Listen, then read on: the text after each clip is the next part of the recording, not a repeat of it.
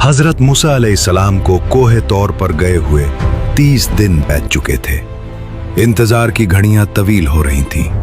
ऐसे में सामरी नामी एक जादूगर बनी इसराइल में जाहिर हुआ। सामरी की बात को लोग अहमियत देते थे।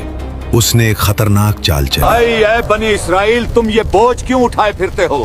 ये मिस्र वालों के जेवरात हैं, लाओ इन्हें मुझे हवाले करो। जेवरात जो कभी मिस्र के कप्तियों की अमानत थे, ये वो जेवरात थे। जब फिरौन कौम समय डूब गए तो ये जेवरात बनी इसराइल के पास आ गए, क्योंकि हलाकत के बाद वापसी की सूरत न रही। यही जेवरात आज एक नई और खौफनाक शक्ल इख्तियार करने वाले थे। सामरी ने बनी इसराइल से वो तमाम जेवरात जमा कर लिए। आए फिरते हो, ये मिस्र वालों के जेवरात हैं, लाओ इन्हें मुझे हवाले करो। सामरी चूंकि सोना ढाने का काम करता था, सिर्फ सोना नहीं पिघला रहा था, वो उनके ईमान को पिघला रहा था। सामरी ने वो देखा था जो किसी और ने नहीं देखा था, इसलिए उसने तमाम सोना चांदी ढालकर उससे एक बेजान पिछड़ा बनाया। फिर सामरी ने हजरत जिब्रील अलैहिस्सलाम के घोड़े के सम के नीचे से ली हुई खाक उस पिछड़े में डाली, तो इसके असर से वो गोश्त और खून में तब्दील हो गया और बकौल दीगर वो सोने ही का बछड़ा था और गाय की तरह डकारने लगा।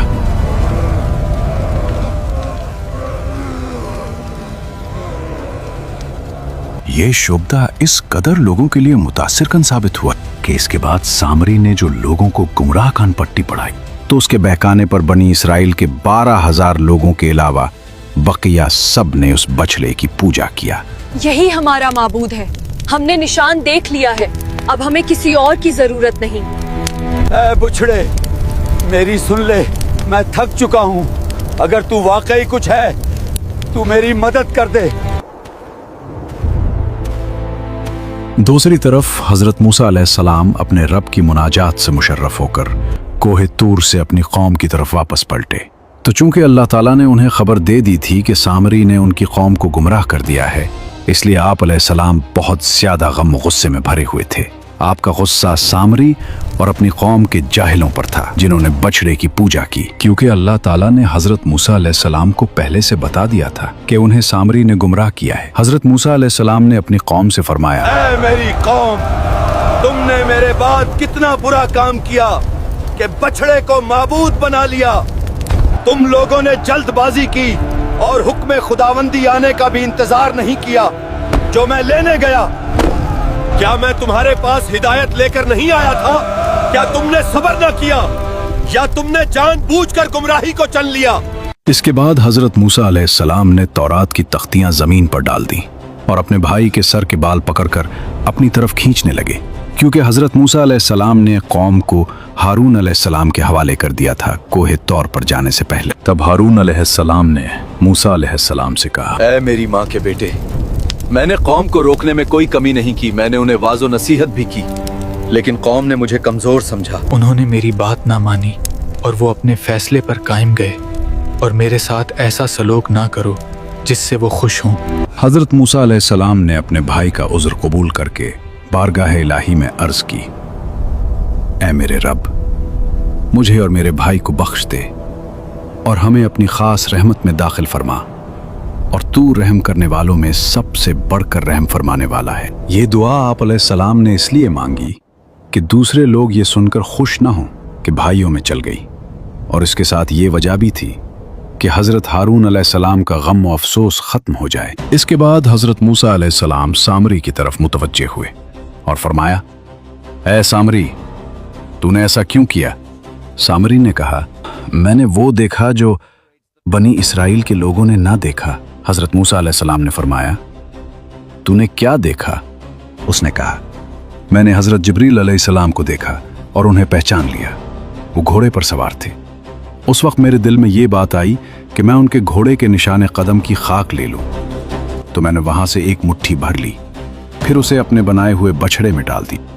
मेरे नफ्स ने मुझे यही अच्छा करके दिखाया, और ये फेल मैंने अपनी ही नफसानी ख्वाहिश की वजह से किया। कोई दूसरा उसका बाइस व मुहर्रिक न था। चुनाचे सामरी का मुकम्मल बाइकआउट कर दिया गया और लोगों पर उसके साथ मुलाकात, बातचीत, खरीद व फरोख्त हराम कर दी गई, और अगर इत्तेफाकन कोई उससे छू जाता तो वो और छूने वाला दोनों शदीद बुखार में मुब्तला हो जाते। वो जंगल में यही शोर मचाता फिरता था कि कोई मुझे न छुए, और वो वहशियों और दरिंदों में जिंदगी के दिन इंतहाई तलखी और वहशत में गुजारता रहा। इसके बाद हजरत मूसा अलैहिस्सलाम को हुक्म हुआ कि गाय की पूजा करने वालों को माफी दिलवाने के लिए 70 आदमी साथ लेकर कोहे तौर पर हाजिर हों। चुनाचे हजरत मूसा अलैहिस्सलाम ने हर गिरोह से 6 अफराद मुंतखब कर लिए। ये 70 अफराद उन लोगों में से थे जिन्होंने बछड़े की पूजा न की थी। हजरत मूसा अलैहिस्सलाम ने उन्हें रोज़ा रखने, बदन और कपड़े पाक करने का हुक्म दिया। फिर उनके साथ तूर सीना की तरफ निकले। जब पहाड़ के करीब पहुंचे तो उन्हें एक बादल ने ढांप लिया। हजरत मूसा अलैहिस्सलाम उनके साथ उसमें दाखिल हो गए और सब ने सजदा किया। फिर कौम ने अल्लाह ताला का कलाम सुना जो उसने हजरत मूसा अलैहिस्सलाम से फरमाया कि ये करो और ये ना करो।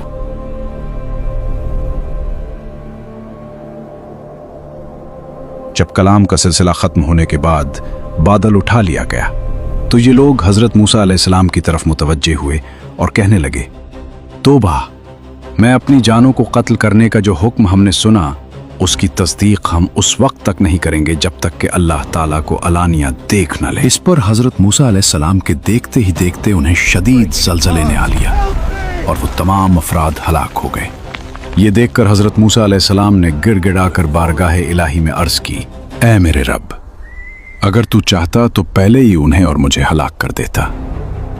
क्या तू हमें इस काम की वजह से हलाक फरमाएगा जो हमारे बेअक्लों ने किया?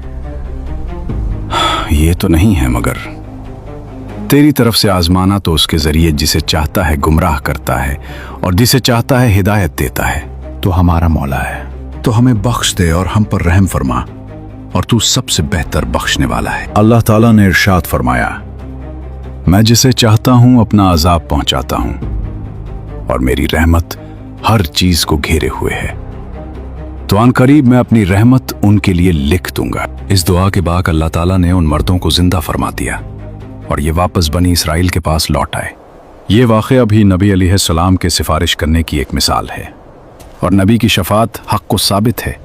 इससे दुनिया और दीन की आफतें मिल जाती हैं। हजरत मूसा अलैहिस्सलाम ने उन सब की सिफारिश फरमाई जो उनके काम आई। अगर आपको ये वीडियो पसंद आए हो और आप चाहते हैं कि ऐसी ही अगर आप चाहते हैं कि ये मुक़द्दस और तारीखी सिलसिला बगैर रुके आप तक पहुंचता रहे, हाफिज उमर इस्लामिक चैनल को लाइक, सब्सक्राइब और शेयर जरूर करें। शुक्रिया। ताकि आने वाली हर किस्त आप तक वक्त पर पहुंच सके। मिलते हैं एपिसोड 11 में।